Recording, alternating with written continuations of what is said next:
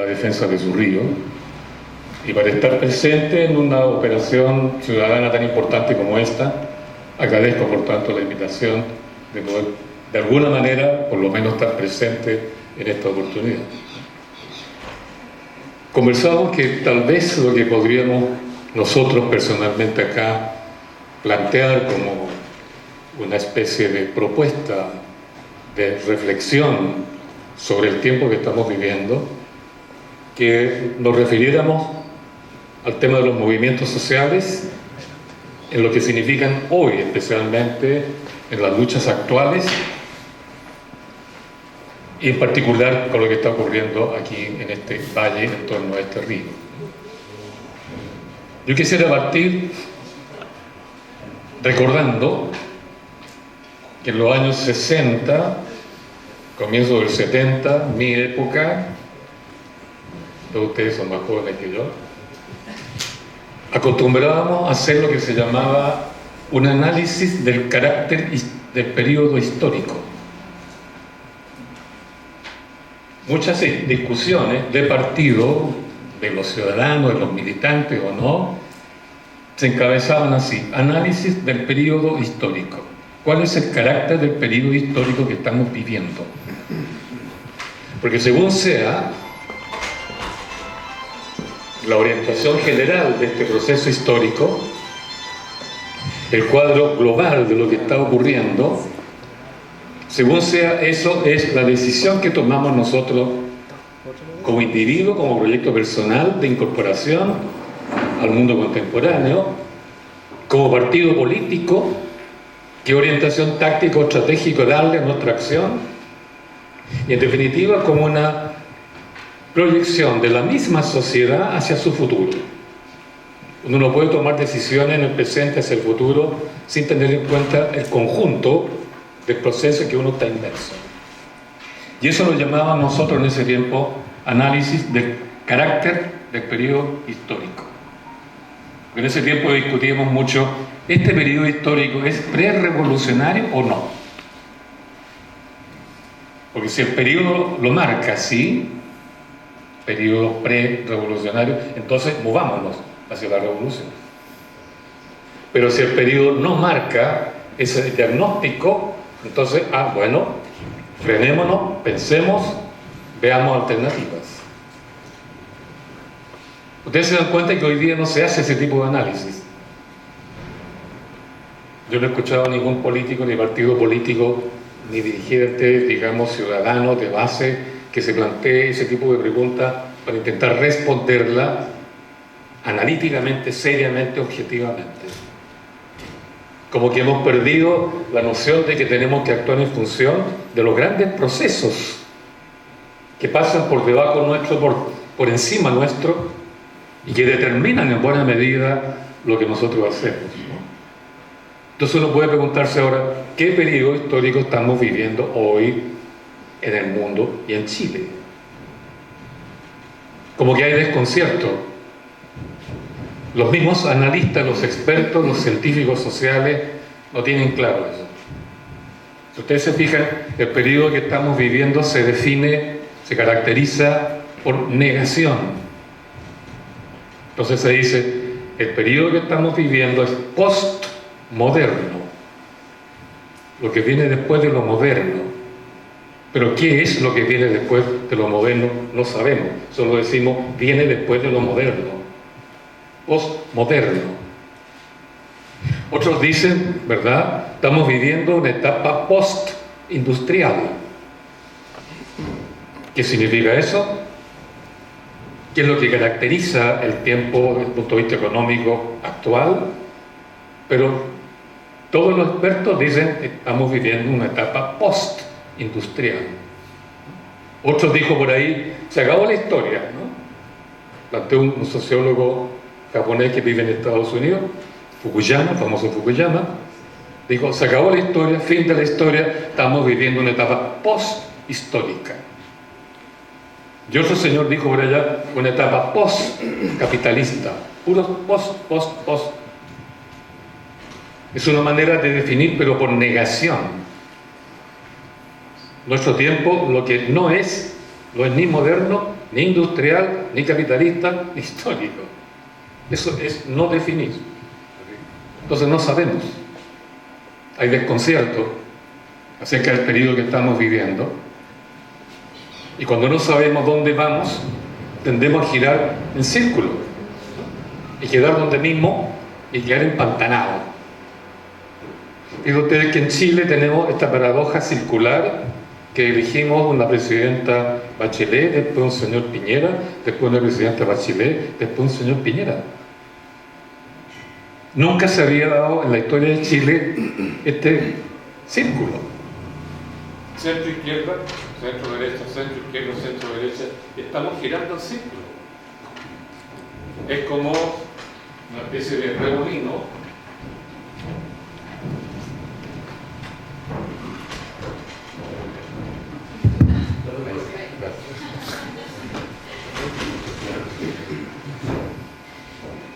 Y es una situación de desconcierto. Y por eso es que tal vez mucha gente tiene muchos no me gusta esto, no me gusta lo otro, etcétera, etcétera, pero no tiene claro cuáles son los sí. ¿Qué propone a cambio? Estamos en una etapa en que...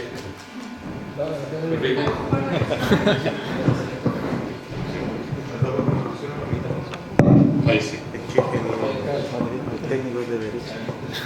Claro, estamos en una etapa de incertidumbre, ¿no? De incertidumbre.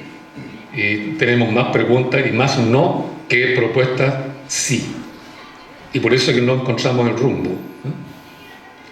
Bueno, frente a esta situación que es clave, es mundial, no es solo en Chile. En Chile es muy particularmente evidente. Esto que hayamos rotado dentro de los mismos presidentes es más que un indicador, ¿no?, de la situación en que estamos. Entonces, ¿cómo buscar una salida? ¿Cómo encontrar pistas para encontrar una salida a este círculo vicioso? Y si encontramos una salida, ¿cómo encontrar una propuesta de salida que nos marque un futuro, una meta, un objetivo?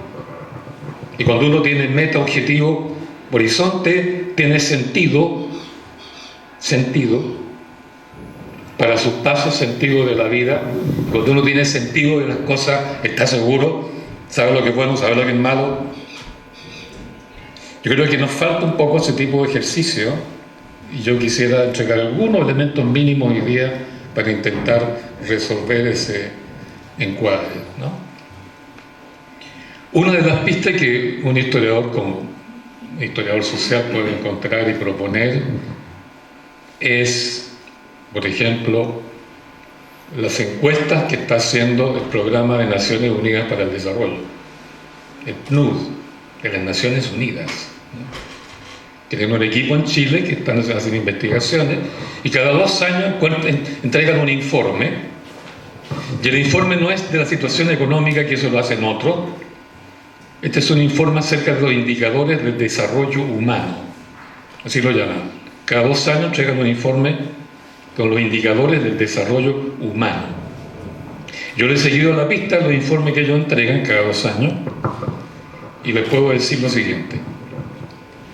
Ellos descubrieron que en el año 1991, primer año del gobierno de la Concertación, gobierno de Patricio Aylwin, recién reconquistada, comillas, la llamada democracia, recién se había ido el caballero, la alegría ya viene, en rigor la alegría porque se fue, no por lo que venía, ¿no? ¿Y qué descubrió el programa de PNUD para el año 91? Hizo una encuesta a nivel nacional con la siguiente pregunta: ¿qué grado de satisfacción, qué grado de credibilidad, qué grado de confiabilidad tiene usted, señor o señora, o señorita, en las instituciones políticas de Chile hoy? Lo que equivalía a preguntar por la Constitución del 80, por los partidos políticos, por el gobierno, por el modelo político. Y esa encuesta que le hicieron a nivel nacional arrojó el siguiente resultado, muy brevemente: el 54% de los chilenos, la mitad más 4, 54% dijo: no me gusta, no confío, no tengo credibilidad no me gusta este sistema. El 91. El 91. Ese porcentaje de no credibilidad en el sistema político que arrojó la pregunta a la ciudadanía siguió creciendo. Siguió creciendo. Yo le seguí la pista porque hay un lote de agencias que hacen encuestas, que están haciendo un seguimiento a esto, cada vez con preguntitas más suaves y cada vez no comunican los resultados, se los guardan. ¿Por qué razón? Porque la cifra comenzó a crecer. El año 2017, 6 agencias distintas coincidieron en la cifra. El 96% de los chilenos no confía, no cree, no le gusta el sistema político que tenemos. Sobre todo y en particular, yo no estoy haciendo política, estoy dando un informe, en particular los políticos, los partidos políticos. Si ustedes piensan que más del 95% de los chilenos está de acuerdo y que no le gusta el sistema político que nos rige, uno puede preguntarse qué está pasando aquí. Y un sociólogo diría, oiga, si ese porcentaje de chilenos no le gusta la institucionalidad política que lo rige, pues es que ahí hay una crisis de representación gravísima. Que la ciudadanía no crea en sus representantes, no crea en lo que ellos representan, no crean en la institucionalidad que los rige, es una situación grave de crisis de representación. Que si a eso le agregamos que el sistema, al menos en cuanto a la Constitución del 80 se refiere, está regido por una Constitución ilegítima por nacimiento, que no participó la ciudadanía deliberadamente y libremente en su debate, tenemos entonces una crisis entre manos de ese porte. Una constitución ilegítima del 95, 97, 98, depende del porcentaje de los ciudadanos, no cree, ni quiere, ni le gusta el sistema. Y sin embargo el sistema lleva del 80 hasta el día de hoy, la constitución, llevamos ya casi 40 años, casi medio siglo. ¿Qué está pasando entonces? ¿Cómo es posible que un sistema siga funcionando cuando casi el 100% de sus ciudadanos no cree ni le gusta? ¿Qué pasa allí? La misma institución, el PNUD, siguió investigando, repito, hace investigaciones en los indicadores de desarrollo humano. ¿Qué pasaba entonces con la ciudadanía? Y descubrieron, entre otras cosas, que mientras menos creía la ciudadanía en la institucionalidad política que la regía y en los representantes políticos que supuestamente la representaban, mientras menos creía en eso, aumentaba su confianza y su credibilidad en sí misma. En sí misma. Entonces las organizaciones sociales confiaban en sí mismas. Las juntas de vecinos que funcionaban confiaban en sí mismas. Los grupos de jóvenes, sea como rapero, como hip hopero, como ustedes quieran, cualquiera fuera su representación, confiaban en sus instituciones. Entonces el programa Naciones Unidas comenzó a decir por el año 2002, 2003, después del que fue el mochilazo de los jóvenes estudiantes secundarios, y sobre todo después del pingüinazo de los jóvenes secundarios en 2006, ¿no? Entonces comenzaron a decir lo siguiente: en Chile, digo los técnicos del PNUD, dijeron, en Chile se está produciendo un proceso, lo voy a decir tal cual, de ciudadanización de la política. Ciudadanización de la política, o sea, los ciudadanos quieren progresivamente hacer política por sí mismos en tanto que ciudadanos, no a través de sus representantes. Y este proceso de ciudadanización de la política se ha ido de alguna manera demostrando los hechos de una manera creciente. El 2001, fíjense ustedes, fue el gran movimiento de los adolescentes chilenos, los estudiantes secundarios, el mochilazo. Y ellos aparecieron ahí con una consigna que tal vez para el político corriente le da lo mismo que digan los cabros jóvenes, ¿no? Pero para un historiador esa consigna reveló mucho. ¿Qué plantearon los chiquillos en esa oportunidad, ¿no? Lo voy a repetir cortito nomás. La consigna que ellos sacaron del 2001, los mochilazos, los mochileros del 2001, fue muy simple. La asamblea manda. La asamblea manda. ¿Qué quería decir eso? No mandan los dirigentes. Por eso ellos dijeron, no queremos dirigentes, tenemos voceros. Y el vocero es la voz de la asamblea. La asamblea manda. Claro, eso nos llamó la atención de los mismos chaquillos, sabían muy bien lo que estaban diciendo con eso. Pero todos los que sabemos que éramos los ciudadanos antes del 2001 en Chile, que fuimos los ciudadanos desde el año 1925 y sobre todo de 1938 a 1973, ¿cuál era el rol nuestro de ciudadanos? Y los hechos son claritos. Pedir. Pliego de peticiones, derecho a petición. Y por otro lado, voto individual, secreto, no deliberado. Por eso, en todo ese periodo, ¿qué hicimos los ciudadanos? Marchamos, gritamos, pataleamos, tiramos piedras y todo, pidiendo. Y si no nos daban o no nos resolvían, protestando. Petición, protesta, petición, protesta. Y en eso estuvimos del 38 al 73. Entonces los ciudadanos en ese periodo no decidíamos nada, porque solo pedíamos, y a lo más el voto individual. ¿Por qué destaco lo del voto individual? Porque la soberanía popular, no es individual. No hay que confundir el libre albedrío, que sí es individual, con la soberanía, que no es individual, porque la soberanía es una voluntad colectiva. ¿Cómo se construye una voluntad colectiva? Deliberando. ¿Quién delibera? La comunidad, los ciudadanos, en asamblea.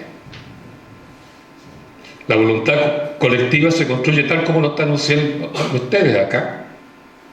Se reúnen en asamblea, distintas asambleas, van perfilando su decisión, van imponiendo su decisión. Eso es soberanía. En cambio, el voto individual, no hay deliberación, no hay construcción de voluntad colectiva. Es un voto individual no deliberante, que más encima es secreto, me meto en una urna y que nadie me vea, y tiro mi voto. El voto individual no es soberanía, es justamente un sistema para matar la soberanía. Podría contar la historia en Chile, eso, pero es muy largo, no tenemos tiempo. Eso ocurrió en tiempo de don Diego Portales. Hasta el gobierno de don Diego Portales, en Chile se votaba por pueblo, o pueblos en plural. La comunidad de Maullín decidió tal cosa, eso se registraba en Santiago. La comunidad, qué sé yo, de Tirúa, tal cosa, San Felipe, tal cosa. Se votaba por pueblo y el pueblo deliberaba en asamblea, que era el cabildo. ¿Qué hizo don Diego Portales? Eliminó el cabildo.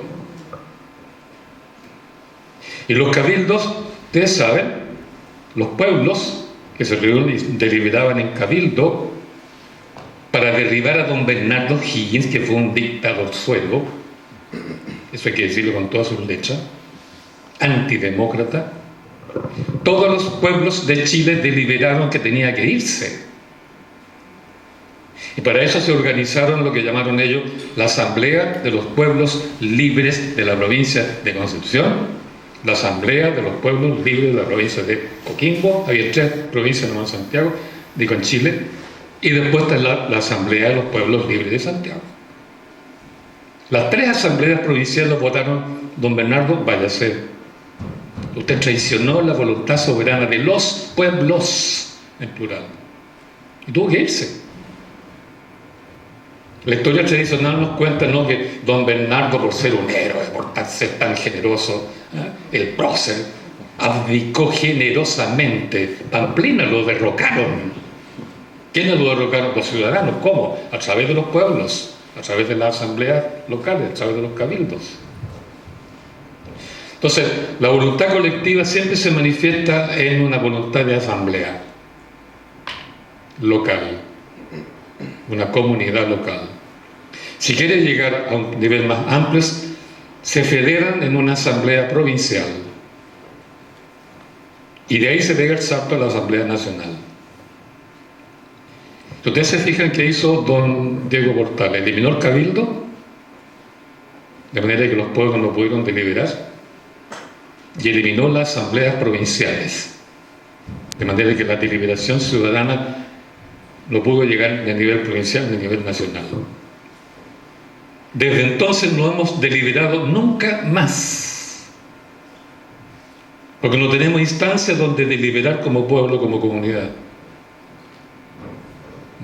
El cabildo lo eliminaron. El municipio no es el cabildo, lo crearon de tal manera que no sirve para nada. Pero ustedes no saben si es un órgano representativo del pueblo, de la comunidad, o es el último escalón administrativo del poder central. Yo no sé si hay aquí algún miembro activo del municipio local, pero el municipio local vive ese problema en todas partes. Tiene que obedecer políticas públicas centralizadas en Santiago. Y tiene que de alguna manera convencer a la comunidad local de que esas son las políticas que valen. Y no las que la comunidad quiere. Porque el municipio no es el órgano representativo de la soberanía popular como lo fue antes de Portales. Estoy diciendo esto porque como ciudadanos, se fijan, nos convirtieron en individuos no deliberantes desde 1829, batalla de Ircaya, hasta el día de hoy. Y nos quitaron toda aquella instancia donde podíamos juntarnos para deliberar. El cabildo voló. El municipio, que se creó 20 años después de la destrucción del cabildo, es otra cosa, pero no es la expresión de la soberanía popular. Se eliminaron las asambleas provinciales. Entonces, ¿qué es lo que pasa? ¿Sabe el sistema electoral individual? Un individuo enfrenta a todo el aparato del Estado. Y si vota, no es más que un número. Los votos se cuentan, ¿no? Y hay mayoría y minoría. ¿Y quién interpreta la elección? ¿Los políticos o los sociólogos? Depende. Entonces, de esta manera en Chile se mató, tal cual, la soberanía popular. Y solamente nos dejaron como derecho propio el derecho a petición. Pedir, pliego de petición. Los sindicatos fueron creados para pedir. Supuestamente los partidos políticos para representar las peticiones y tramitarlas negociando con la derecha o el centro derecha en el Congreso. Bueno, hay que tener presente ese cuadro para entender lo que los chiquillos dijeron el 2001. La Asamblea manda. Tal vez ni ellos mismos lo entendieron. Pero para nosotros quedó clarito. Aquí resucitó el pueblo, la asamblea, la soberanía popular, solo que no sabe todavía que es soberana. Y lo que plantearon ellos en el 2001 fueron más o menos 50.000 estudiantes en Santiago. Se repitió el 2006, el pingüinazo, donde 1.400.000 estudiantes secundarios salieron a la calle con el mismo cuento. Y se contagiaron los estudiantes universitarios que salieron en el 2011 con el mismo cuento, con la diferencia que los estudiantes universitarios dijeron eso, la asamblea manda, pero ¿qué hicieron? Marcharon. Uno marcha cuando pide, y cuando uno pide, marcha. Marchar, marchar, marchar, marchar no resuelve nada porque no es una decisión soberana del pueblo, es una petición. Claro, uno lo pasa re bien en las marchas, es un carnaval de identidad, ¿no es cierto? Uno salta, brinca, qué sé yo, todos somos aquí, somos una sola entidad, ¿no? Una sola identidad. Pero estamos pidiendo, ¿quién resuelve? Otros. Bueno, estoy diciendo esto porque el 2001 con los estudiantes secundarios renació la importancia de la asamblea. La asamblea es soberana. La asamblea manda. ¿Cuánto manda? Es el problema. ¿Dónde manda? Es el problema. Y lo lindo que el 2012, el 2013 prendió ya no en los estudiantes, sino que prendió en las comunidades locales. Y ahí estuvo Magallanes, ¿verdad?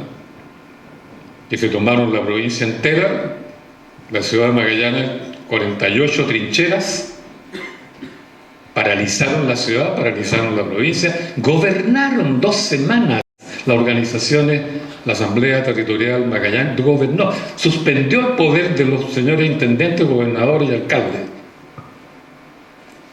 Y cuando obtuvo la victoria le doblaron la mano porque el presidente quería entregarle a Gasco lo que era de la ENAP, quería privatizar el gas. Cuando ganaron, entonces ahí devolvieron el poder al señor intendente, gobernador, alcalde, y la ciudadanía regresó a sus casas. Eso me lo contaron ellos mismos. En Aysén ocurrió lo mismo. En Freirina ocurrió lo mismo. En Pascualama, arriba del río Huasco, lo mismo. En Huasco, abajo en el puerto, lo mismo. Y está ocurriendo después de eso, ocurrió como reguero de pólvora por todas partes, en Calama, ¿no? Incluso en el Valle del Elqui, que hay una asamblea ciudadana que ya existe en previsión que va a llegar una empresa, la misma de Pascualama, a trabajar el titanio en esa zona. Y yo he visto asambleas de este tipo surgir por todas partes. Y la que está surgiendo aquí es una más de una serie. ¿Qué significa todo esto? Históricamente hablando, lo que dijo el PNUD en su segundo, tercer o cuarto informe, no me acuerdo, dijeron, en Chile se está produciendo la ciudadanización de la política, que uno puede leerlo de otra manera. En Chile está reapareciendo la asamblea que delibera en la base, en la comunidad, como una instancia de soberanía popular. Y eso es nuevo. Eso es lo nuevo. ¿Qué sigue después de eso? Yo creo que ese es el problema. Ese es el problema a resolver. Se le presentó el problema ahí en Magallanes, triunfaron, Gasco se hizo cargo de nuevo de la distribución de gas, se fueron para la casa y quedaron todos felices, ¿verdad? Tienen ahí los videos de su triunfo, lo muestran, lo celebran, lo pasan bien, recuerdan felices, ganamos. Aysén lo mismo. En Freirina, en cambio, la Asamblea Ciudadana continuó como un poder permanente, como un poder permanente. Y ahí está el problema. Porque si solo nos movilizamos por una coyuntura, digamos por caso la coyuntura del río, ganamos, no se construye la represa, nos vamos para la casa. Y ahí está la cuestión. El poder ciudadano que despierta cuando nos movilizamos por el río, qué sé yo, por los humedales, por lo que sea, ¿no? ¿Tiene que dispersarse después que obtuvo la victoria? Porque si se va para la casa, el sistema sigue y vamos a seguir votando, ¿verdad? Piñera, Bachelet, Piñera, Bachelet. Círculo vicioso. Entonces la cuestión a preguntarse y a responder, ¿deben las asambleas locales continuar funcionando permanentemente como una instancia de poder, una institucionalidad de poder local que exprese soberanía popular? Esa es la gran pregunta. En Freirina se dieron cuenta que tenían que continuar.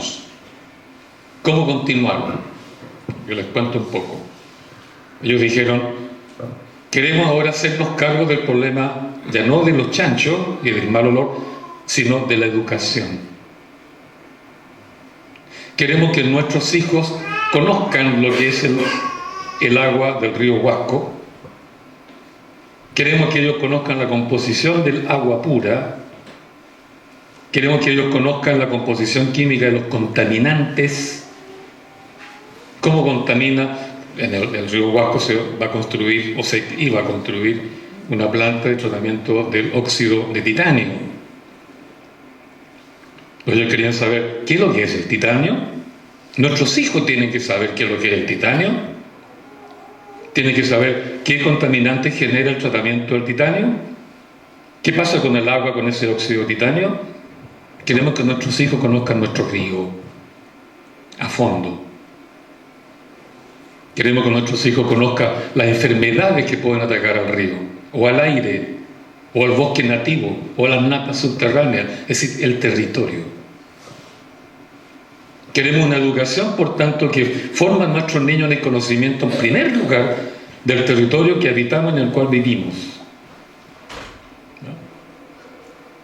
Y que no estemos pensando en un sistema educacional que imita al de Finlandia, porque eso es lo que quiere el Ministerio y los supuestos expertos en educación. ¿Qué nos interesa, puede decir la gente, no? Que nuestros hijos compitan con los niños de Finlandia cuando aquí está el agua contaminada o nos están quitando el bosque nativo, etcétera, etcétera. Entonces queremos controlar el proceso educativo, que nos autoeduquemos nosotros en el conocimiento de nuestra realidad, en la forma como defender la naturaleza que nos rodea, digamos, ante los ataques externos.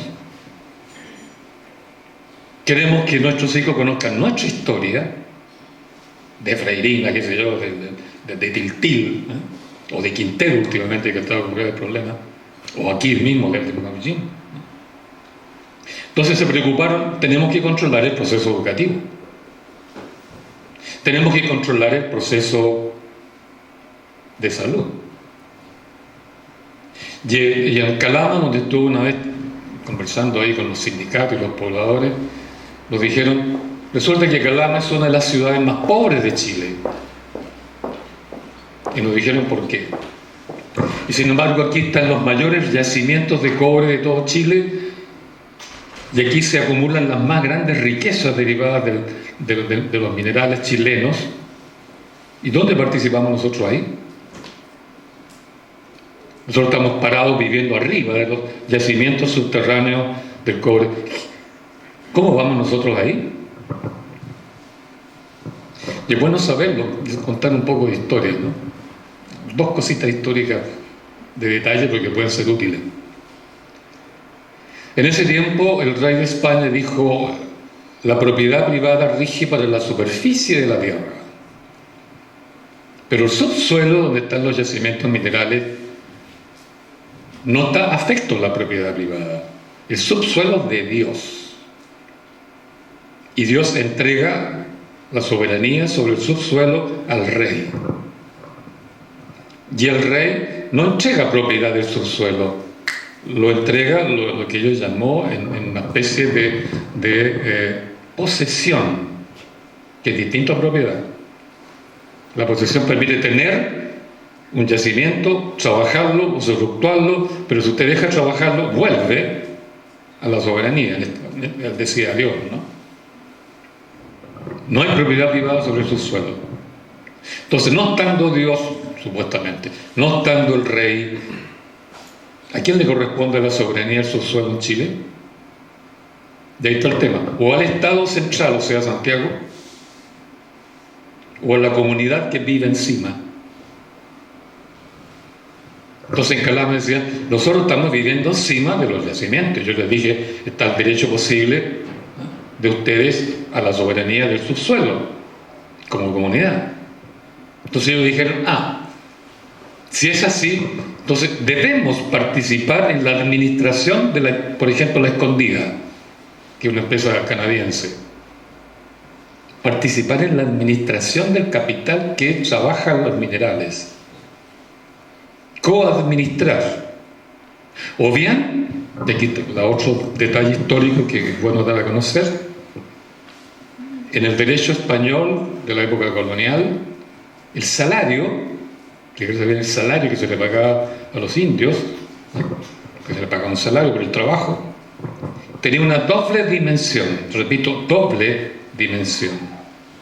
Uno era el salario que se le pagaba al trabajador individual mismo, el que trabajaba ahí, que le servía para, de alguna manera, mantener su familia.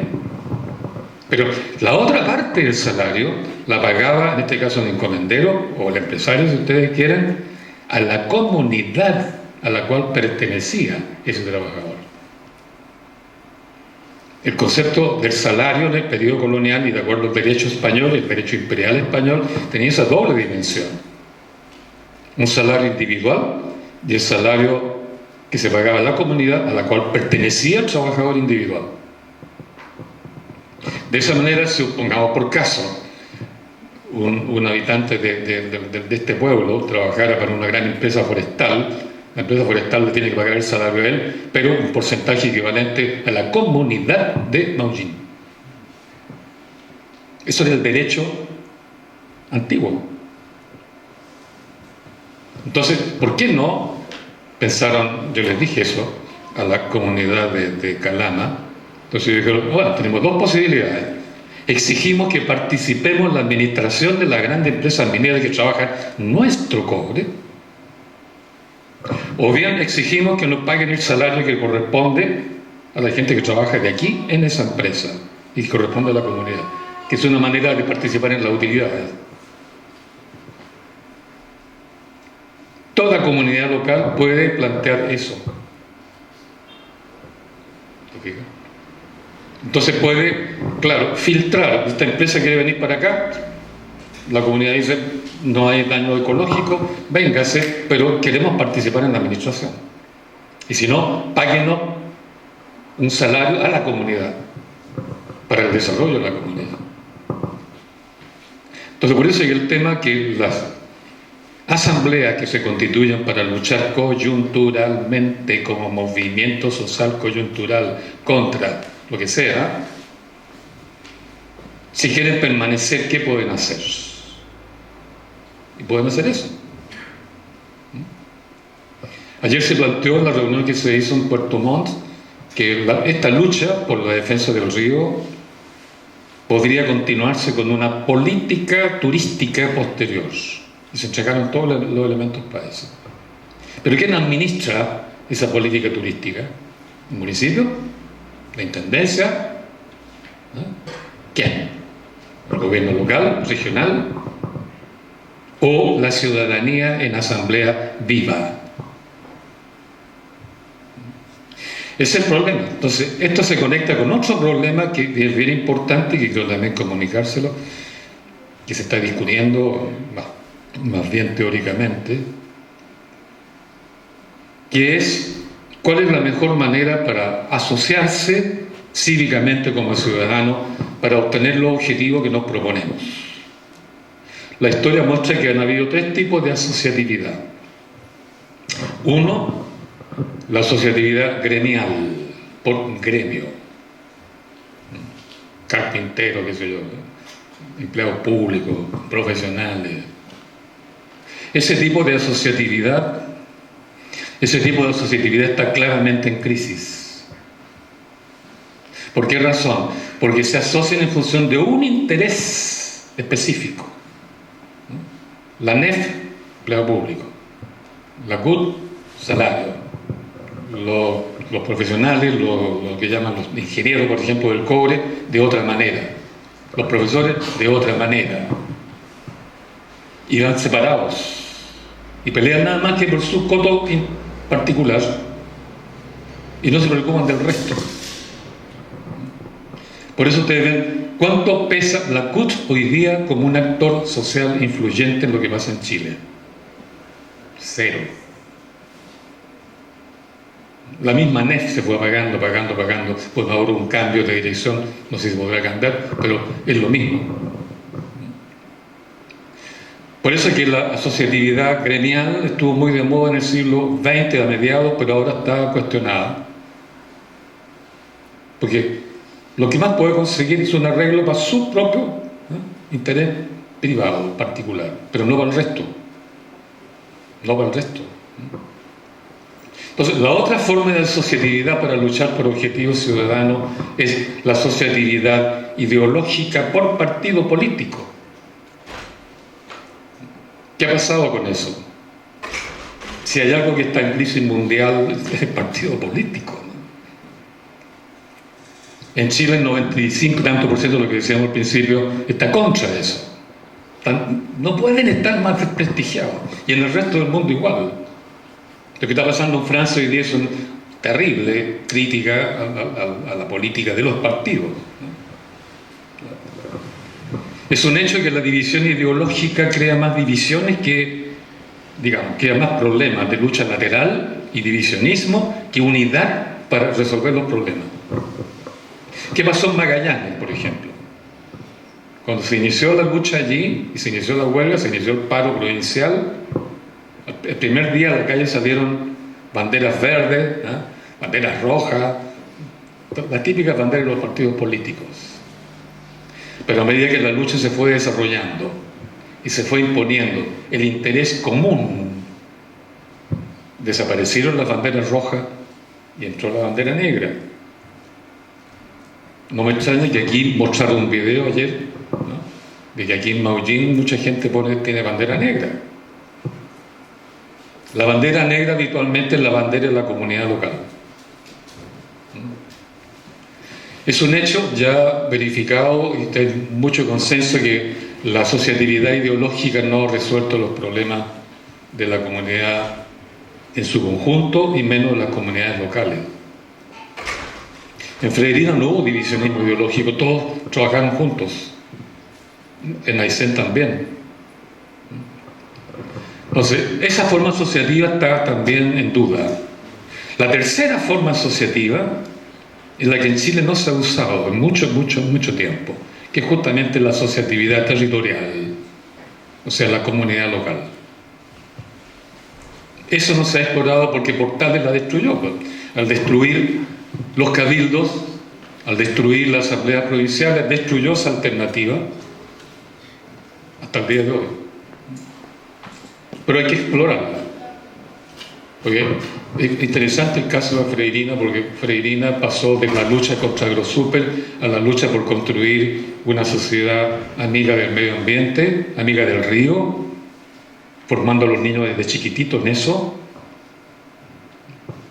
que es una manera de resolver una forma de vida distinta en relación positiva con la naturaleza y no esta forma de vida de las hiperciudades, las megaciudades que ustedes ven que han llegado a un nivel de contaminación y de autodestrucción a todo nivel que es cada día peor, especialmente con el automóvil últimamente.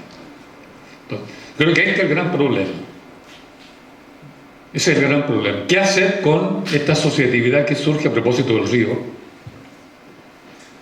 Ya, ganamos, no va la hidroeléctrica y después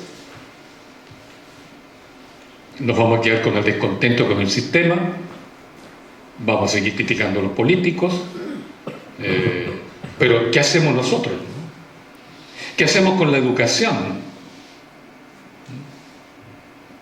Porque la educación, ustedes saben, siempre tiende a imitar lo extranjero. Todo nuestro sistema educativo que se establecieron institucionalmente eran copias del extranjero. O'Higgins inventó la escuela lancasteriana, copias de lo inglés. Después vino la moda francesa, copiábamos todo lo francés. Después vino la moda alemana, que duró como 50 años, sobre todo con influencia del ejército. Después vino la moda yanqui. Y ahora estamos en la moda Ceilán, Finlandia, Noruega, siempre copiando. Entonces nunca hemos construido un sistema educativo a partir de nuestra realidad, nuestros niños reales y los problemas reales que hay que resolver localmente. Eso está todavía en barbecho, no se ha hecho. Y los intentos que se hicieron en otras épocas, pues se ha luchado también por eso. En los años 20, en los años 30, hasta comienzos de los 40, los profesores peleaban por un sistema educativo que se centrara en la comunidad local y que los mismos ciudadanos organizaran la escuela en términos de mallas curriculares, programas, controles, evaluaciones, etc. Yo trabajé en una escuela que los profesores organizaron de acuerdo a lo que querían, que eran escuelas experimentales, se llamaban escuelas consolidadas. No eran más de 12 en Chile, porque eran experimentales. Y yo trabajé allí, y la mejor experiencia pedagógica que he tenido en mi vida. Y una de las características de esa escuela es que los profesores y los alumnos, como quien dice, daban examen frente a la comunidad. La comunidad evaluaba. Toda la comunidad de padres evaluaba, niños y profesores, en asamblea abierta. Porque ellos son los que proponían los programas, ellos son los que proponían lo que había que hacer en la escuela, ellos designaban la asamblea. Y eso se llamaron, el experimento que se hizo fue con escuelas consulares. Yo trabajé en una de esas. Y como se decía eso, un día me tocó, perdón la anécdota que cuente, me tocó dirigir la tesis de un alumno en historia de licenciatura. Él hizo la tesis sobre el hip hop, el rap en Chile. Cuando terminó la tesis, que era muy buena, me dijo: oiga, profe, ¿cómo va a ser el examen? ¿Cómo te gustaría a ti que fuera?, le dije yo. Y él me dijo: ¿puedo invitar a mis amigos raperos? Bueno, tráelo, le dije.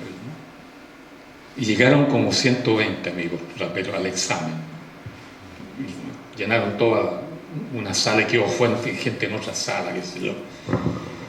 Oiga, profesor, ¿cómo quiere que yo dé mi examen? O sea, ¿cómo expongo mi tesis? ¿Cómo te gustaría hacerlo?, dije yo. Y él me dijo: rapeando.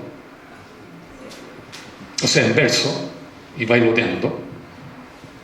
Y dio su examen delante de todos, ¿no? Bailoteando y en verso, canturreando. Y fue un brillante examen. Entonces, después ya había que hacer las preguntas. Los otros profesores hicieron las preguntas típicas, me tocó a mí. Yo le dije: yo no soy rapero, no soy experto, pero aquí hay 100 raperos expertos que pregunten ellos. Y se formó una especie de asamblea interna de los raperos, porque le hicieron preguntas no para que sacaran un 7, sino que eran asesinas las preguntas que le hicieron. Y se armó una verdadera asamblea que duró 2 horas poco menos. Se analizó en profundidad el hip hop ahí. Bueno, esa es una experiencia de cómo debe hacerse una educación donde la comunidad evalúa. Es un estudio de ella misma. Los raperos estudian a sí mismos. Entonces era justo que ellos evaluaran el resultado, porque ellos se conocían a sí mismos. Fue muy lindo el examen, hizo historia, ¿no? Marcó historia ese examen. Y claro, cuando llegó el momento de poner la nota, yo le dije: bueno, que la comunidad evalúe. Y los profesores me dijeron: no, eso ya es un exceso. Y lo mandaron a todos cambiar y evaluaron y le pusieron un 7 igual, ¿no? Pero se negaron a que la nota fuera puesta por la comunidad. Digo esto porque si a ustedes se les ocurriera, ¿verdad?, mantener la asamblea para administrar el plan, qué sé yo, que permita mantener el respeto a las aves que inmigran para acá cierto periodo, los humedales, el respeto al río, ¿verdad? La gente que viene, uno dice a turistear, pero es un nombre que implica negocio. Que en rigor, ¿quién es la gente que viene para acá? La gente que viene arrancando la ciudad, la que viene arrancando la contaminación, que busca naturaleza, que es lo mismo que nosotros queremos, pero no solo como negocio, sino que como un modo de vida distinto, más liberador que los otros. Entonces, por eso yo creo que el gran problema es qué pasa con la asamblea de aquí en adelante. ¿Se mantiene? No se mantiene, se mantiene. Porque la idea de movimiento, el movimiento es transitorio, el movimiento social es transitorio. Aparece cuando hay un problema, se resuelve, se va para la casa. Pero estamos en un momento que, recordemos, tenemos un 95% de desconfianza de la institucionalidad política. El PNUD dice que hay un proceso de ciudadanización de la política. Bueno, ¿qué hacemos nosotros frente a eso? Lo único que podemos resolver ese problema somos nosotros. Los políticos no lo van a resolver, no quieren asambleas ciudadanas. Cuando surgió el 2012, el 2013, la cuestión, convoquemos una asamblea nacional constituyente que se generalizó por todas partes la petición, recuerdan ustedes, ¿qué pasó? La presidenta dijo, ya, nosotros vamos a hacer un proceso constituyente controlado por el Estado, controlado por los políticos, de acuerdo a la ley, e inventaron un proceso que terminó absolutamente en la nada, como el río Loa, que a veces llegaba al mar, aquí se disolvió en el camino. Y eso quedó pendiente. Nunca, pero nunca en la historia de Chile los políticos han convocado una asamblea constituyente. Nunca. Y cuando los militares convocaron a una asamblea constituyente popular, libremente electa y libremente deliberada, ¿quiénes se opusieron? ¿Quiénes engañaron para cambiar eso? Alessandri y Arturo. Los políticos. No es que estoy aquí en una campaña brutal contra los políticos. Son los datos, las encuestas que están mencionando ese hecho. Y una mínima revisión de la historia del país arroja resultados como ese. Nunca los políticos han convocado una asamblea constituyente libremente electa. Los militares dieron un golpe de Estado en el año 24, sacaron un manifiesto público el 11 de septiembre, pero del 24. Si ustedes leen ese manifiesto es que para no creerlo. Ellos dicen, hemos dado este golpe de Estado para extirpar la gangrena que infisiona la política de la República. Queremos extirpar esa gangrena. Extirpada la gangrena, convocamos al pueblo a una libre asamblea constituyente para que él dicte la Constitución y determine su futuro. Y actuaron en función de eso. Y por eso que ellos después dijeron, ¿quién va a organizar este proceso constituyente? Y pensando, dijeron, bueno, que venga Alessandri y lo presida, que él dirija el proceso. Y lo trajeron de vuelta. ¿Qué hizo Alessandri? Nunca convocó una asamblea constituyente. Él, con sus amigos, en un comité chiquitito de 10 personas, redactó la Constitución del 25. Que después la hizo aprobar en un plebiscito fulero. Toda la gente reconoció que era tramposo.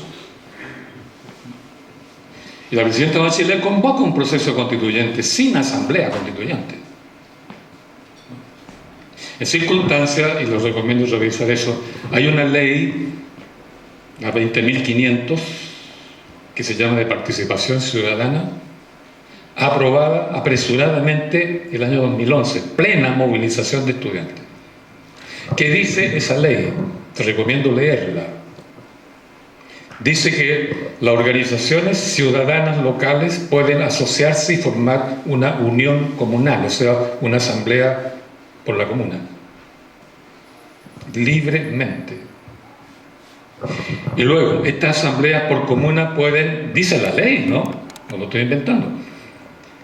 La asamblea de cada comuna se puede asociar con otra, supongamos las 5 comunas que están involucradas en el problema del río, se unen y forman una asamblea provincial. Y luego dice la ley, las asambleas provinciales, las uniones comunales, para decidir lo que queramos. Y la presidenta, existiendo la ley, no convocó, sin embargo, un proceso constituyente a través de esa ley. Inventó un camino propio que no es constitucional, fue inconstitucional. Y nadie alegó. Entonces, el problema, para terminar, es que hemos vivido 200 años sin saber que somos soberanos. Hemos vivido 200 años pidiendo me duele aquí, estoy desnudo, tengo esta necesidad, resuélvamelo. Resuélvamelo. Papito, resuélvame el problema que tengo. 200 años. Entonces no sabemos que somos soberanos. Cuando pensamos, hay que convocar una asamblea constituyente, no sabíamos cómo organizar una asamblea constituyente desde la ciudadanía. Porque además nadie nos enseña eso. En la universidad, en la Facultad de Derecho, todas las cátedras de Derecho Constitucional están preocupadas de la ley, del Estado, del gobierno, de los parlamentos, del Poder Judicial, pero nadie habla, no hay ni un curso de la ciudadanía. Nadie habla no hay ninguna historia de la ciudadanía en Chile. No sabemos construir Estado. No sabemos organizar una asamblea constituyente. No sabemos ser soberanos. Nos han acostumbrado solo a pedir, pedir, pedir. Y es un ciudadano de segunda y tercera clase. Es un mendicante, no es un soberano. Entonces, por eso es que es importante lo que está ocurriendo, como dijo el PNUD, la ciudadanización de la política. De ahí la importancia que los chiquillos del 2001 dijeron, la asamblea manda. Bueno, aquí hay enormes proyecciones hacia adelante de carácter político y es indudable que hay que aprender a trabajar en asamblea no solo a nivel local, sino que regional y nacional. Eso se hizo antes. Los trabajadores se reunían en asambleas nacionales por 1918-1919 en la época de Recabarren. El año 18 una asamblea nacional convocada por los mismos trabajadores, los estudiantes y los profesores. ¿Para qué? Para que esa asamblea, que se autoconvocó, dictara leyes, como si fuera el Parlamento. Y el año 18 dictaron leyes económicas para reconstituir la economía del país, por sí y ante sí, soberanamente. Alessandri, digamos, el presidente de la época, que era este niño Sanfuente, por supuesto se asustó, represión, cárcel, el ejército movilizado, estado de sitio. Y el 24, de nuevo, Asamblea Nacional, profesores, estudiantes, trabajadores, la FOCH, la FECH, etc. ¿Para qué? Para dictar leyes educacionales. De nuevo, ahí estaba Alessandri, se asustó, represión, cárcel. Y el año siguiente, el 25, en marzo, cuando los militares dieron el golpe de Estado para convocar justamente una asamblea constituyente, ¿qué hicieron los trabajadores, los estudiantes, los profesores? De nuevo, convocaron a una asamblea constituyente nacional de trabajadores, obreros, estudiantes y ciudadanos. Y la asamblea se realizó. Una semana, Teatro Municipal de Santiago. Y llegaron a varias conclusiones muy interesantes que no podemos acá detallar, pues, es largo. Bueno, ahí hay un camino marcado que no conocemos porque la historia de ese proceso no se cuenta. Eso lo fuimos descubriendo nosotros con otros compañeros, allí investigamos y publicamos los libros que corresponden, pero se acalla, eso no Mercurio no habla nada de eso. Publica a 2 páginas, ¿no es cierto?, y que fulano de tal sacó un libro que habla de portales. Pero este libro que habla de estas asambleas ciudadanas autoconvocadas para dictar leyes y dictar la Constitución, pues no se comentan. Pero está la posibilidad, está el derecho legítimo a ser soberano. Lo que estamos diciendo acá marca un camino que la historia mostró. Podemos asociarnos tranquilamente en asambleas locales soberanas. La ley 20.500 permite hoy, si queremos, funcionar a nivel, ya repito, provincial, regional y nacional. Podemos dictar leyes de la educación a nuestra pinta. Bueno, eso quería decir porque lo que aquí se está haciendo forma parte de un proceso que yo creo que marca lo que dijimos al principio, el carácter del periodo. En todas partes del mundo la ciudadanía está a palos con el águila, como se dice, a palos con la clase política. En todas partes las comunidades locales se están alzando. En Brasil ese gran movimiento de los llamados sin tierra surgió así, comunidades locales. Y llegaron a tener más de 35 millones de brasileños asociados a este movimiento. Tenían tierra, tenían fondos, tenían fábricas, tenían universidades, tenían controlados por ellos. Se equivocaron cuando crearon el Partido de los Trabajadores. Y el Partido de los Trabajadores sacó caudillo, Lula. Y les pasó lo que les pasó. Uno de los grandes riesgos que enfrentan los movimientos sociales que están dirigidos por asambleas es que el movimiento se caudillice, que aparezca un Chávez, peor todavía un Maduro, que aparezca un Fidel, que aparezca un Perón, que aparezca qué sé yo. La caudillización de los movimientos es entregarle a una persona, como quien dice, la soberanía, y el movimiento se retira y queda dependiente, y aparece en el fondo un dictador. Por eso la Asamblea Ciudadana tiene que evitar el problema de la oligarquización, como dicen los sociólogos, la aparición de oligarquía dentro del movimiento, la aparición de personalismos tipo Mao, o de caudillos tipo Perón o Chávez, porque entonces el movimiento simplemente sigue y hace lo que le dicen. Pierde soberanía, pierde autonomía, pierde dignidad. Bueno, eso es lo que yo quería decir, porque creo que a propósito de lo que aquí está pasando, hay coordenadas históricas que marcan el periodo, pero que no las tenemos muy claras, porque es historia nueva. Es historia nueva. Tuvimos demasiado tiempo pensando que el Estado resolvía todo. Entonces uno miraba al Estado como el gran papá, el demiurgo, el patriarca, que lo hace todo. Entonces le pedíamos. Si ustedes recuerdan del Estado, el otro Estado, de la llamada democracia anterior, fíjense los nombres que tenía. El Estado docente, él educaba. Era Estado social, benefactor, protegía a la mujer, protegía al niño, protegía al trabajador. Era el papá que nos protegía. Después fue Estado reformista, todas las reformas las hacía él, con Eduardo Frei Montalva, con Allende. Y con Allende incluso el Estado era el Estado revolucionario, él iba a hacer la revolución, no el pueblo. Por eso el presidente Allende se agarró con el movimiento que se llamó del Poder Popular. Y mutuamente se criticaron y se deslegitimaron, ¿no? Allende trató a lo que encabezaba el movimiento del Poder Popular, contrarrevolucionario, le dijo, ¿no? Y la gente de los cordones industriales y del Poder Popular de la época lo acusó reformista. Cuando surgió el Poder Popular como una forma de soberanía popular, la clase política lo desconoció, la izquierda lo desconoció, por lo menos la parte de la izquierda. Entonces hay problemas allí que no resueltos, que no se han discutido bien,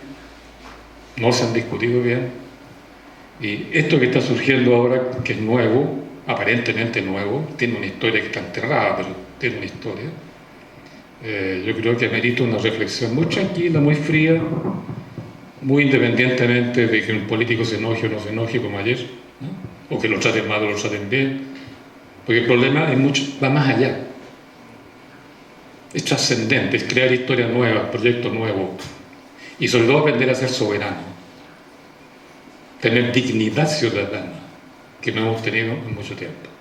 Bueno, eso es lo que yo podría decir a propósito de lo que aquí está ocurriendo, mirándolo desde la historia y desde la historia social, no desde la historia política pura del Estado, y eso sería de mi parte. Muchas gracias.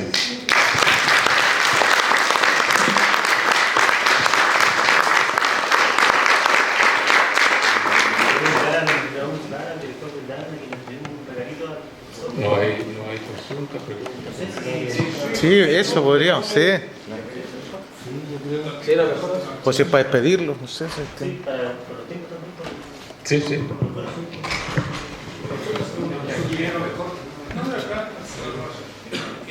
Excelente la presentación que venía de Puerto Montt. A ver, me encantaste hacerlo. Una corrección, pero para todo el mundo.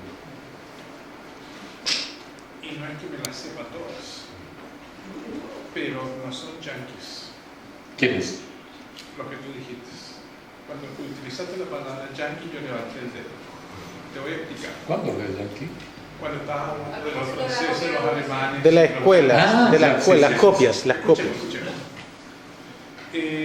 Yankee es solamente el que vive en Nueva Inglaterra, que es Massachusetts, New York, Vermont y New Hampshire. Y si tú le dices yankee a cualquier otro de esos gringos, que es la palabra que vamos a usar de ahora en adelante, se va a reír de ti. Porque te dice, vos eres un ignorante, igual como que un gringo llegara acá y le dijera a un antofagastino, chilote, lo cual es un honor. Yo vengo de Chilote, pero eso se aplica, esa palabra, solamente para la gente de Chilote. La misma historia, el yankee, se aplica solamente para esa gente de allá, porque si yo vivía en el Medio Oeste, y mi marido era del Medio Oeste, y le decían, que era profesor de la Harvard, como te dijera ella, le decían yankee y se reía. Entonces, vos sos ignorante. Es una acotación que no tiene importancia, porque tu disertación Eso viene de la guerra de fantástica. secesión. Pero aquí en Chile llamamos yankee a todos los Por eso, norteamericanos. yo, mira, por eso Yankee go home. yo no sé exactamente. La historia es, si los vamos a insultar, insultémoslos correctamente para que no le den ni siquiera esto para que te la digan de vuelta. Eso es todo, nada más. Vale. Y la otra cosa que les quiero decir es, yo estoy acá, soy de Maullín, y lo que quiero es, como dijo él, que continuemos. Un río, un ganso, un pato más, un pato menos, no nos va a cambiar la vida. Hay que defenderlo, sí. Porque lo que nos va a cambiar la vida es que nosotros estamos destruyendo, por las preventas económicas de un pequeño grupo, nuestro ecosistema mundial. Lo estamos destruyendo.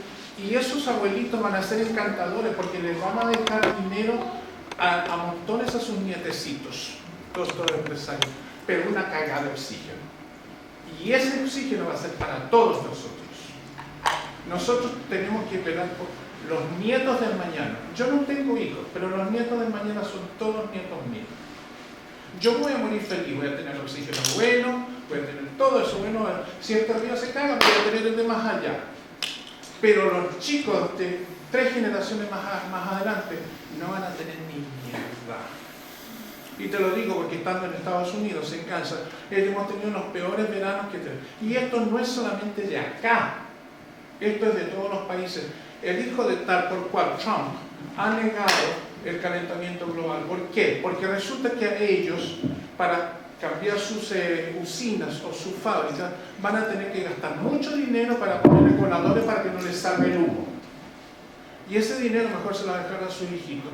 Y este está en eso mismo. Y hay muchos países de eso. Nosotros tenemos que unirnos para dejar un mejor mundo a los del mañana. Nosotros el mundo lo tenemos bien, respiramos. Es el mañana. Gracias. ¿Alguna otra intervención? Yo quería hacer Sí. una consulta, ¿no? O sea, un poco tengo algunas inquietudes. Esto que me dio vuelta, esto de que la asamblea manda, entonces yo me preguntaba, ya, está bien, la asamblea manda, ¿con qué límites? ¿Qué le pone el límite? Estaba hablando aquí, por ejemplo, de una asamblea comunal, de una asamblea provincial, de una asamblea nacional. Entonces te dijo que se podían dictar leyes que a la quinta, digamos, los integrantes de la asamblea. ¿Qué pasa, digamos, si se llega a extremos? ¿Qué pone el límite? Por ejemplo, instaurar tribunales populares. Es la inquietud que yo tenía. Ahora, una asamblea popular no necesariamente podría reemplazar un parlamento, o de repente también podría estar. Estas asambleas populares son compatibles, digamos, con un sistema republicano o no. Son cosas que me están dando vueltas, no sé si me gustaría responder. Bueno, lo más breve posible, porque es un gran tema, ¿no? Lo que caracteriza y valoriza mucho la Asamblea por encima de cualquier otra instancia es que la Asamblea delibera. Es decir, razona todo un problema que afecta a la comunidad, busca una solución a ese problema y esa solución que encuentra lo convierte en un mandato. Tiene que ser vigente. pero hay deliberación. La cuestión es, ¿la deliberación garantiza racionalidad total o no? Entonces, una cosa que acompaña siempre a toda asamblea que se siente soberana y trabaja en serio, es que se da a sí misma un método de trabajo para evitar todos los vicios que conocemos en Chile de la asamblea. Por eso es que cuando se organizó en Chile el año 25, marzo del 25, la Asamblea Popular Constituyente de Asalariados Intelectuales, lo que estaba mencionando recién, que fue lo primero que hicieron en el Teatro Municipal, con 2.500 delegados de todo Chile. Primero, reglamento de sala. Se organizó, se dictó, se estableció un reglamento de sala que se respetará absolutamente en la discusión. Y mientras se redactaba el reglamento de sala, se dio la palabra libremente, aprovecho de contar la anécdota, y una profesora de 18 años pidió la palabra, mientras se discutía el reglamento de sala. Y dijo simplemente: pido que por aclamación se apruebe la absoluta igualdad de derechos entre el hombre y la mujer. Y por aclamación se aprobó y no se discutió. Después vino el reglamento, que reglamentaba cuántos minutos, de qué manera, etcétera, cuánto podía durar una discusión, los grupos tenían que discutir los temas por separado, los que iban a tomar nota, todo. Si usted trabaja con un reglamento de sala de ese tipo, es muy difícil que hayan, digamos, exabruptos. Que surjan posibilidades como esa. Organicemos la asamblea del pueblo y desgollemos a todos. No lo sabe. Porque una asamblea bien hecha es muy racional y es muy humana. Que todos participan con su conocimiento específico. Aristóteles dijo, aprovechando de citar un poco de libro por lo menos, dijo una vez lo siguiente, ¿no? ¿Cuál verdad tiene más validez? La verdad que establece en los hechos el tirano. Que como es un tirano y maneja el poder de las armas o la violencia, hace lo que quiere. O sea, convierte en realidad lo que él piensa. O sea, hace de su pensamiento loco un hecho verdadero. ¿Cuánto vale esa verdad?, se preguntó Aristóteles. Él dijo: nada, porque es ilegítimo. Es producto de la violencia, producto de una arbitrariedad individual. Y se preguntó después: ¿cuánto vale la verdad que ofrece un sabio? Porque en las repúblicas griegas de la época, en la polis, cuando la ley comenzaba a trabajar mal, entonces el pueblo decía: hay que dictar una nueva ley. Pero entonces elegía por votación a un hombre sabio y bueno para que dictara la ley. Entonces Aristóteles se preguntó: ¿cuánta validez tiene la ley que dicta un hombre bueno y sabio? Mucho más que la otra, por supuesto. Tiene validez. Y los griegos la aceptaban. El caso de Solón, el caso de Epicuro, también Perico. Y la tercera alternativa, ya se preguntó después: ¿cuánto vale la ley que la establece una muchedumbre que delibera? Y la respuesta que él se dio a sí mismo fue: vale tanto o más que la del sabio, pero nunca menos que la del sabio. Entonces depositó una gran confianza que una masa de gente deliberando seriamente, racionalmente, puede llegar a establecer verdades públicas, no necesariamente verdades científicas, verdades públicas que tienen una validez, como dijo Aristóteles, igual a la del sabio o superior, pero nunca menos que la del sabio. Eso es interesante porque por eso es que en Grecia dominaba siempre la asamblea, en Areópago dominaba la asamblea. Y eso es muy interesante en el problema asambleístico. Lo que pasa es que las asambleas nuestras son muy al norte, no les damos el reglamento de sala. Cualquiera habla así en media hora, ¿no es cierto?, para hacer una intervención. En el Parlamento se practicó mucho tiempo lo que llamaban el obstruccionismo parlamentario.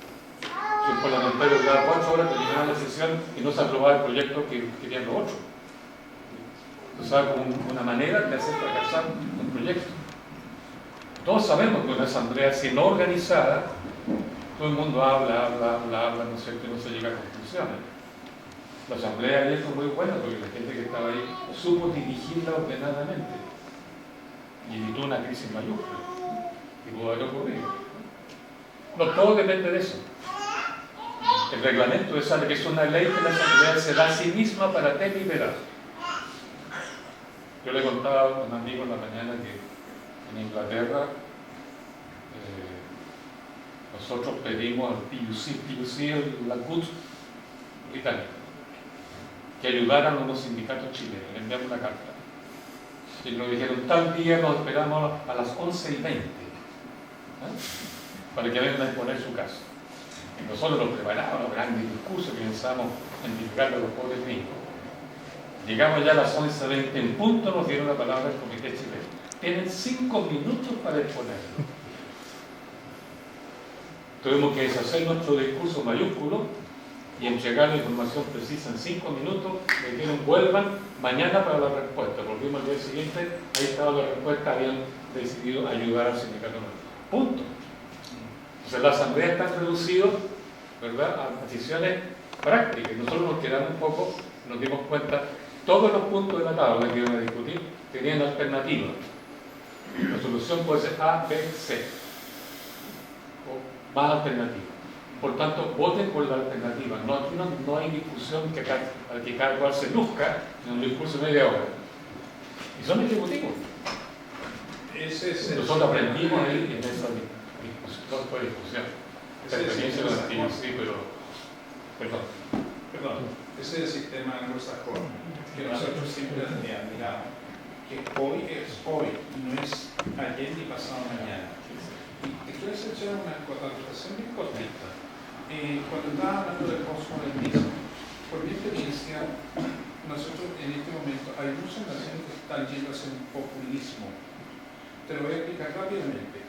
En Atlanta, hace como 5 o 6 años atrás, se hizo una búsqueda en la cual participaron toda la gente, porque ya el republicano no tiene los votos, ni el demócrata no tiene los votos. Entonces, ¿qué es lo que se encontraba en el medio? Y se encontraba una poza de agua, pero muy baja, shallow, ¿okay? Y esa poza de agua, le preguntaron, ¿qué es lo que usted quiere? Y le dijeron, esto, no queremos inmigrantes, no queremos esto, no queremos otro. ¿Y saben lo que hicieron? Se la vendieron a Trump. Y Trump se la compró. Trump no tenía ni idea de esta cosa, pero se abanderó de ese populismo. Y ese populismo también se reflejó en Francia, se reflejó un poco en Brasil, se está reflejando en todas las elecciones del mundo. Viene un populismo, pero el populismo que es, sí, puede ser el mandato de las masas, pero a la vez tiene una filosofía muy baja, no hay profundidad, no hay una proyección. Lo que tú me dices ahora de las asambleas quedarían bajas si nos quedamos solamente en defender el río. La asamblea tiene que llegar más allá del río, más, para ver qué puede ser. El río ya es importante, Exacto. mucho. Exacto. Okay. Eso es lo que quiso decir con el ejemplo de Federica. Exacto, pero te lo explico a nivel de lo que está sucediendo. Una consulta. ¿Qué nos falta a nosotros los chilenos? Usted acaba de decir que las herramientas están para hacer la asamblea en cualquier parte del país. Está toda la estructura legal. Podría en cualquier lugar surgir una asamblea sobre cualquier tema. Hay temas nacionales que todo el mundo comenta, que a todos nos afectan. Usted habló que hay que tener dignidad soberana. ¿Eso nos falta? ¿Cómo se obtiene esa dignidad? ¿Qué herramienta usamos para obtener eso? La única posibilidad de tener esa dignidad es ser siendo soberano, deliberando ante cada problema. Pero ¿por qué no lo hacemos si las herramientas están? El problema es que han pasado 200 años que lo hicimos, cuando lo hicimos nos reprimieron. ¿Tenemos miedo? ¿Somos cobardes? No lo sabemos, entonces, digamos, no sabemos hacer esas cosas porque no nos han enseñado, no tenemos memoria tampoco. Lo hicimos algunas veces, pero no está en la memoria histórica, porque nadie habla de eso, excepto los pocos que andamos por ahí escuchando. Ese es el problema. Pero de la importancia de tenerla, te quiero poner un ejemplo cortito histórico. El año 24 yo dije, los militares, la oficialidad joven del ejército estaba deliberando en el club militar. Porque había muchos grandes problemas en Chile y ellos también tenían problemas. Y en el club militar se pusieron a deliberar sobre los problemas de Chile. Tú sabes que por ley está prohibido a los milicos deliberar, ¿no es cierto? Son obedientes y no deliberantes. Es decir, la ley convierte al milico en un no ciudadano, en un ser no deliberante, esencialmente obediente. ¿A quién? Y este es el problema. ¿A quién obedece entonces? Bueno, pero ahí los oficiales jóvenes deliberaron, y acordaron y dieron un golpe de Estado incruento, no dispararon un balazo. Claro, lo que dije, con que el pueblo se dictara una nueva constitución. Ya. Y esa asamblea militar siguió funcionando por bastante tiempo. Entonces dieron el golpe militar, y eligieron un nuevo gobierno, y eligieron 3 generales, digamos 2 generales y un almirante, la junta de gobierno. Y ellos controlaban desde abajo a los generales. Porque ellos lo habían electo, eran sus representantes en el gobierno y los controlaron. ¿Qué hicieron los generales que pertenecían a la alta oligarquía? No convocaron a la Asamblea Constituyente, llamaron a elecciones por un nuevo Congreso Nacional, se asociaron con la Unión Nacional, que en ese tiempo era la derecha que había en Chile, nombraron ministros derechistas, es decir, traicionaron la decisión de la Asamblea Militar. ¿Qué hicieron los militares? Dieron un segundo golpe. Con soldados y todo, llegan a la moneda, sacaron la Junta de Gobierno, sacaron a sus generales, los juzgaron por traición a la voluntad soberana de la Asamblea. Y por 2 votos, el presidente de la Junta de Gobierno, que era el general Luis Altamirano, se salvó que lo fusilaron por traidor. Lo juzgaron.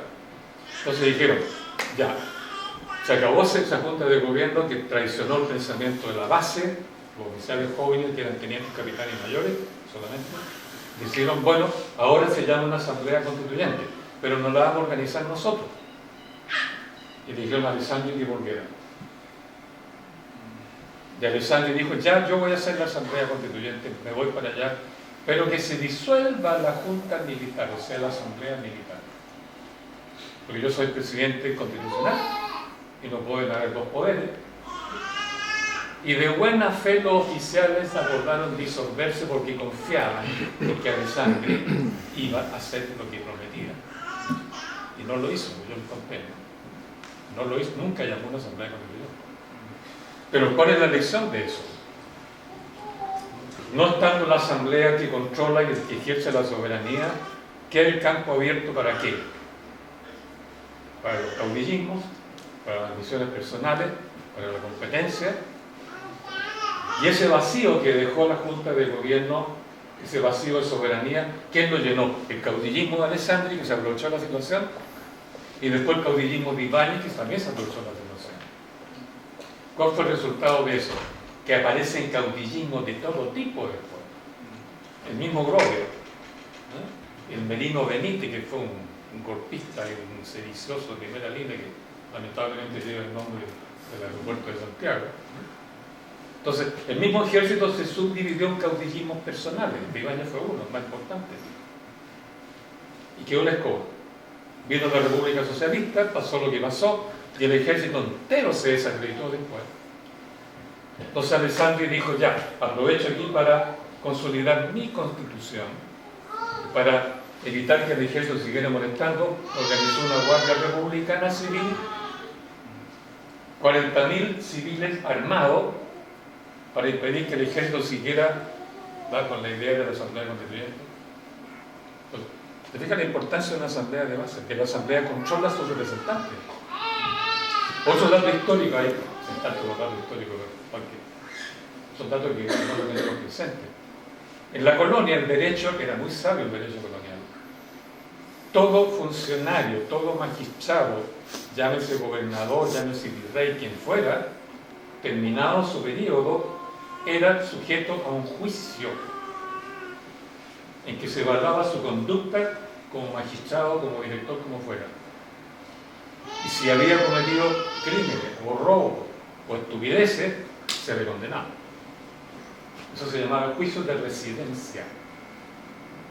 Por eso cuando Higgins traicionó a los pueblos, y los pueblos lo echaron abajo, ¿qué pidieron los pueblos? Juicio de residencia con Higgins, por traición a la soberanía popular. Ramón Freire, que comandaba el ejército que estaba defendiendo a los pueblos, O'Higgins lo tomó preso y dijeron, aplíquele el juicio de residencia. ¿Qué significaba eso? Fusilamiento. Por salvarle la vida al don Pedro Siles. Después criticaban a Freire porque no había aplicado el juicio de residencia. Ese juicio hoy día no existe en Chile. ¿Quién juzga a los presidentes después que terminan su mandato? ¿Quién juzga a los diputados, a los senadores que si quieren se cambian de partido, ¿verdad? ¿Ah? Yo conozco varios, una cantidad de casos que se cambian de un partido a otro. ¿Por qué razón? Porque elegimos gente sin mandato. ¿Cómo le puedo exigir después? Responsabilidad frente al mandato. Entonces en Chile nadie evalúa a los políticos, nadie evalúa a los presidentes. El juicio de residencia se perdió en el tiempo. Y eso es lo que hace una asamblea. La asamblea que da mandato, convierte sus soluciones, ¿verdad?, sus propuestas en mandato, y después que tiene el mandato elige, oye, tú vas a ejecutar este mandato. Y si no lo ejecuta, te aplico el juicio de residencia, te quito el cargo, te revoco el cargo, te juzgo y te castigo si es necesario. A Luis Altamirano, los oficiales de fondo lo iban a fusilar, pero ganó por 2 votos. Entonces se fijan, ninguno de nuestros representantes está sujeto a juicio de residencia desde que existió la República. Nunca más. Ni uno ha sido evaluado. ¿Quién ha juzgado a los militares por lo que hicieron como ejército? Hemos juzgado a individuos que cometieron crímenes individualmente, ¿no es cierto? Miguel Krasnov Marchenko, ya. 200 asesinatos, tienen 1500 años de prisión. Pero es el individuo. Pero ¿quién juzga la institución? Los tribunales no están capacitados para juzgar instituciones. Solo la Asamblea Ciudadana puede hacer eso. Y si no tenemos eso, nunca vamos a juzgar, nunca vamos a evaluar a nuestros representantes que se apernan en el cargo, profesionalizan el cargo de representación, no jubilan siquiera, y si pagan sueldo sobre sueldo. Sueldo sobre sueldo. Y tampoco se juzgaba Claro. a los Entonces por eso que a los civiles, la Asamblea puede jugar funciones extraordinariamente importantes. Si se disuelve no hay quien controle. Y la experiencia de la Asamblea Militar fue clarísima. Se disolvió y listo, apareció el caudillismo de Alessandri, el de todo, que vino después. Fue un desastre. Porque la Asamblea puede hacer eso. Yo establezco un mandato, tú lo vas a ejecutar, no lo ejecutas, bueno, te juzgo y te castigo. Porque eres mi mandatado. Pero como elegimos gente sin mandato, sino por promesa, que pueden cumplir o no cumplir, no podemos ejercer control. ¿Quién los controla a ellos? Se controlan entre ellos, ¿no? Pero se protegen. Este es el fenómeno de la clase política. Es un fenómeno muy estudiado hoy día en ciencia política, pero que es de muy difícil solución. No es llegar a eliminar la clase política. Desde el año 91 lo estamos rechazando, ¿no? Y ahí está. Y seguimos votando por ellos. Porque no nos gustan, votamos por ellos. Y eso tiene que ver con lo que estamos conversando. Perdón, dígame. Lo ideal, viéndolo como ejemplo local, que exista una asamblea donde cada persona, cada civil, cada ciudadano elija al alcalde o elige al concejal, elija al director del DAEM, elija al director del CESPLAN, elija al director de finanzas. Yo creo que ese es el camino, porque lo que existe es que los partidos políticos eligen a su representante sabiendo que quizás no son el mejor candidato, pero ellos son los que eligen, ellos son los que tienen el poder. A mí me pasó una vez que hablaba con un amigo, uno de mis mejores amigos, y me decía, yo le contaba que había tenido una mala experiencia con una persona que iba a ser concejal. Y él estaba en el mismo partido político que esa persona. Y yo le conté lo que me había pasado con él. Y yo le dije, ¿tú vas a votar por esta persona? Me dijo, sí, porque yo pertenezco a su partido político. O sea, yo le dije, pero, weón, le dije, oye, weón, pero te estoy contando lo que me hizo, que es grave, que no es honorable. ¿Cómo vas a confiar en esa persona si va a ser concejal? Dijo, lo que pasa es que mi papá, mi abuelo han sido de ese partido político y por eso le debo respeto.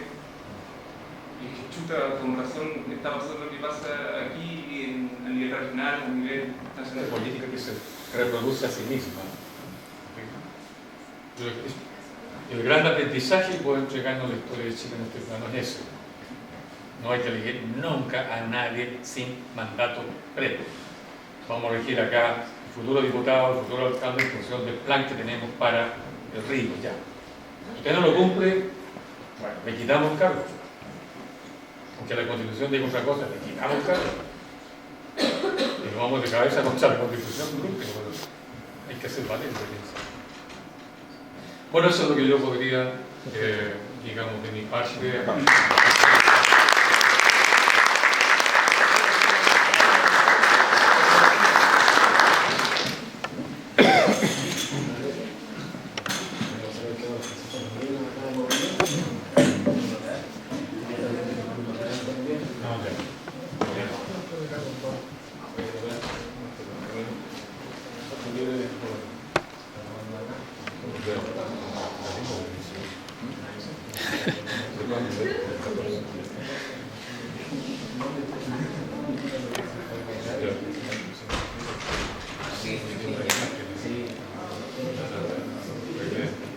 Ya, muchísimas gracias. Gracias.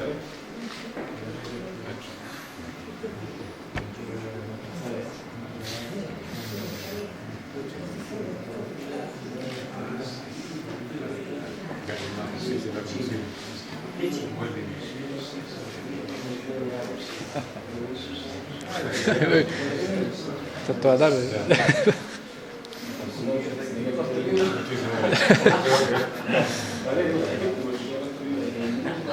Ya veo. Son tradiciones locales. Muy bien, muchas gracias.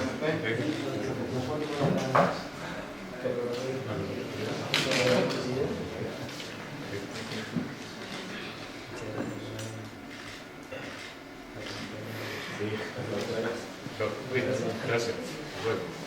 Gracias. Damos las gracias a todos los que nos acompañaron y también gracias a don